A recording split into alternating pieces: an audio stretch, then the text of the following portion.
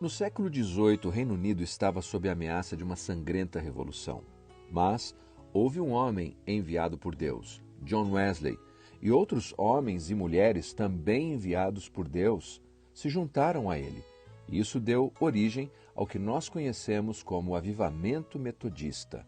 E esse avivamento espiritual foi o freio que evitou essa revolução sangrenta no Reino Unido. Em todos os tempos, em todos os lugares, esse é o método escolhido por Deus.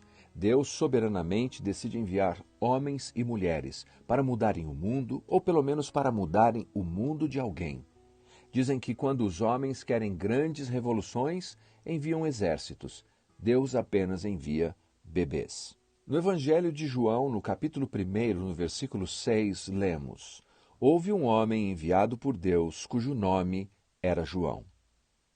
Esse versículo e os dois seguintes parecem ser uma inserção abrupta no texto. Teólogos liberais tentam fazer correções redacionais na obra inspirada do apóstolo.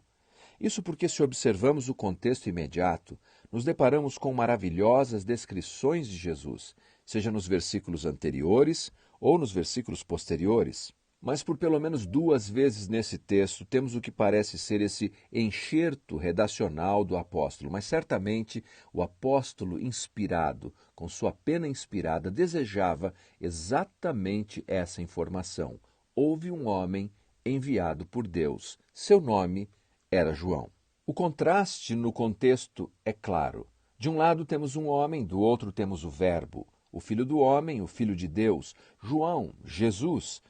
João entra na história, houve um homem. Jesus é o Verbo, que era desde o princípio. João não é pré-existente, Jesus é eterno. João é uma criatura, Jesus é o Criador de tudo.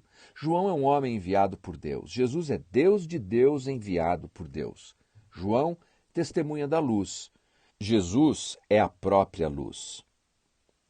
João é o agente da fé, Jesus é o objeto da fé. João é aquele por meio de quem se crê, mas Jesus é aquele em quem devemos crer.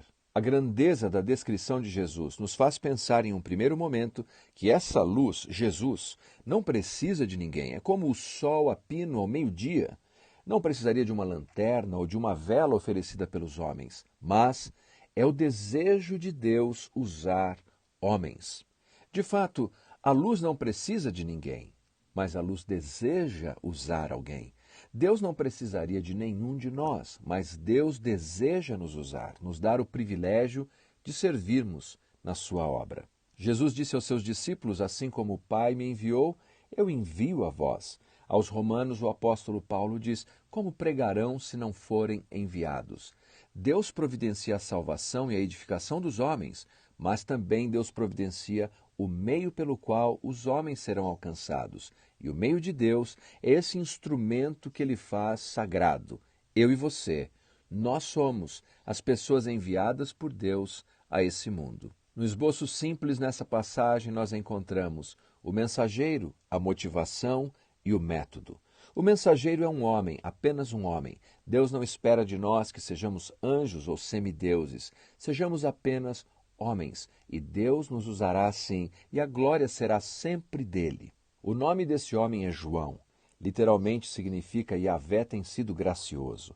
Somos usados por Deus não porque tenhamos em nós mesmos todo o potencial necessário. Somos usados por Deus porque Deus é gracioso. Segundo, motivação. Motivação diz respeito à força motriz, à força do motor, o que nos faz prosseguir. A motivação de João é que ele é enviado por Deus. Se há um combustível que devemos sempre ter presente em nossas vidas é a certeza de que Deus nos enviou. Porque se Deus nos enviou, Ele nos capacitará, nós cumpriremos o nosso propósito e por essa razão não devemos desistir. Terceiro, o método, testemunhar da luz. A vida de João era uma vida de testemunho da luz. É interessante que neste evangelho ele não é chamado de João o batizador, mas de João a testemunha. 14 vezes, seja na forma substantivada ou verbal, a palavra testemunha está linkada a esse homem. E o seu método é muito simples: vida e voz.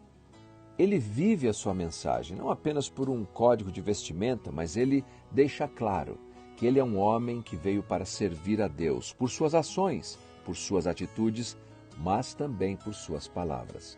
Obviamente, João não era perfeito e teve seus momentos de dúvidas, mas nada disso diminuía a grandeza do seu ministério.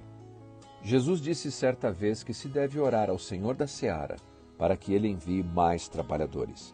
Cada pessoa que se dispõe a servir a Cristo é uma resposta de oração. E quem sabe você seja a resposta de oração na vida de alguém.